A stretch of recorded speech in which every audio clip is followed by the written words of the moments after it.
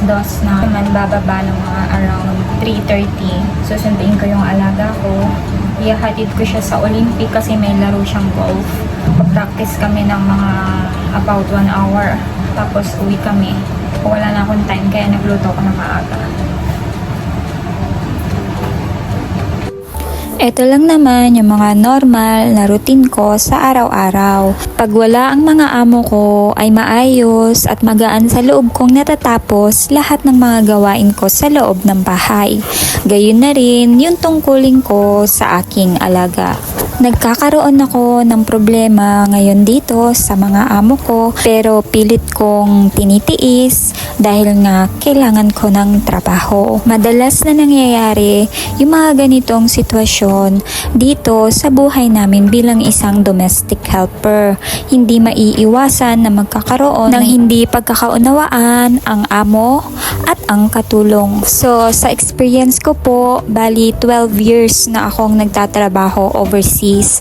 And then nagtrabaho po ako sa Middle East for 2 years. Nag-start po ako noong 2013 up to 2015. And then nagsumikap po ako para makalipat ako dito sa Hong Kong. Pagkalipat ko po sa Hong Kong, marami din po akong pinagdaanan. Akala ko po noon, nung naririnig ko lang ang salitang Hong Kong, ay maganda na po antemano ang buhay. Sa hindi po inaasahan na nagsimula po ako ditong magtrabaho 2015 hanggang sa matapos ko po yung unang kontrata ko ay naging para pong Ferris wheel ang buhay ko sa una kong amo. Ang una kong naging amo dito sa Hong Kong ay 2 elders na healthy at saka isang binata na edad 30 po noong time na yon. Pero may kasama ako sa bahay. Yung kasama ko po na yon ay isang Pinay na mas matanda sa akin that time. Dumating po kasi ako sa Hong Kong, edad 25 years old. So, nung time po na magkasama kami ng kasama ko dati ay hindi po naging maayos ang pagsasama namin. Hindi ko po akalain na yung inaakala kong magiging maayos na trabaho ay siya po palang magiging unang experience ko na magbibigay sa akin ng depression at anxiety dito sa Hong Kong. Pero ganun pa man, dahil nga hindi din naging madali ang mga ginawa ko o sinakripisyo ko para makarating dito sa Hong Kong, ang mga ginastos ko ay tiniis ko hanggang sa makalipat ako ng panibagong amo. Hindi lahat naging madali para sa akin ang mga pinagdadaanan ko sa buhay, lalo na dito sa abroad, pero sinisikap kong palawakin yung aking isip at saka lagi ko pong isinasama sa buhay ko yung pagdadasal para sa patnubay ng Panginoon. Nagabayan ako na matapos ko yung bawat kontrata na tinatrabaho ko. Lahat po ng trabaho dito ay hindi madali, lalo na itong trabaho namin bilang isang domestic helper. Mahirap din mangamuhan sa ibang lahi na hindi mo kaano-ano at hindi mo kapamilya. Dito mo aaralin kung paano mo i-adjust ang iyong pamumuhay base sa pamumuhay ng iyong mga employer. Dito naman sa mga amo ko ngayon, maayos naman sila pagdating sa pahinga. Sobrang wala akong masabi pagtungkol na sa pahinga mo ang pinag-uusapan. Iyon nga lang, sa ibang bagay ay medyo may pagkakaiba kami ng pananaw at medyo may mga bagay na mahirap din intindihin. Ang inaalagaan ko ngayon dito ay 10 years old na lalaki. Hindi na siya ganun kaalagain, i-assist mo lang siya sa mga pangangailangan niya at sasamahan mo sa kanyang mga activity. Ang talaga pong trabaho dito ay nakafocus ako sa bata, sa luto at saka sa linis. Kung iisipin niyo po, base sa kinukwento ko ay parang ang dali-dali ng trabaho ko. Pero nagkakaroon na po ako ng problema pagkasama ko na po ang mga amo ko. Ang amo ko po dito ay parehas nang pumapasok sa opisina. Umaalis ng alas 8 at darating naman ng alas 6:30 o hanggang alas 7:30. Ang amo ko pong babae ay medyo may kabaitan pero nagkakaroon po ako ng onting problema sa amo kong lalaki. Ang amo kong lalaki ay meron siyang anger issue. Kaya ko po nasabi na nahihirapan ako pagkasama ko na yung mga amo ko.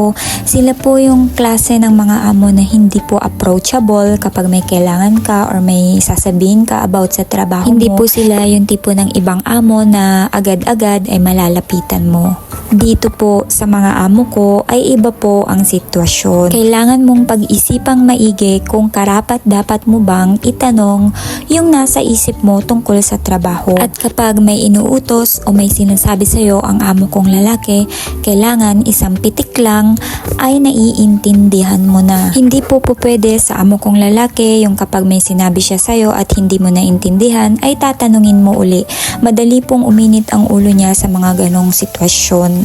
At iyon po yung isa sa mga bagay na nahihirapan akong pakibagayan sa amo ko. Mabilis kasing mairita o magalit ang amo ko kaya medyo nagkakaroon ako ng trauma sa nangyayari lalo na kapag sumisigaw siya, andyan na yung nagagalit na siya sa isang bagay na hindi naman dapat ikagalit. Mabilis pumitik yung ugat ng amo ko sa utak kapag ka naiirita na siya sa sinasabi mo. Ayaw niya ng paulit-ulit at saka ayaw niya ng hindi ka sigurado sa sinasabi mo. Sa klase po ng trabaho namin, hindi po pwede na masyado kang sensitive. Dapat alam mo kung paano mo i-hold yung feelings mo sa trabaho at sa personal mong pamumuhay. Pero minsan, aminado po talaga ako na hindi mo maiiwasan na sumama ang loob mo kapag napapagalitan ka ng amo. Iyon nga lang po, kapag din napakahirap na lapitan ng mga amo, ay nagkakaroon din ng gap ang pagsasama nyo sa loob ng bahay. Sa ngayon, ang masasabi ko lang sa inyo, base sa sitwasyon ko ngayon sa trabaho, kaya ko pa namang tiisin at kaya ko pang dalin kung ano yung nararamdaman ko patungkol sa aking trabaho. Pangarap kong makapunta dito sa Hong Kong at inilaban ko kung ano man yung meron ako ngayon. Kaya hindi dahil sa hindi namin pagkakaunawaan ng mga amo ko ay ibibigay o isasakripisyo ko kung ano man yung mga pinaghirapan ko papunta dito. Titiisin ko to at kakayanin ko hanggang sa matapos ko ang aking kontrata. Hindi ko rin sigurado kung ano yung mangyayari sa future, pero kung ano man yun, sana maging maayos at magstay din ako ng matagal dito sa mga amo. Hindi madali yung pinagdadaanan ko, pero may choice tayo kung paano natin to i-handle para maging maayos ang pamumuhay natin sa trabaho.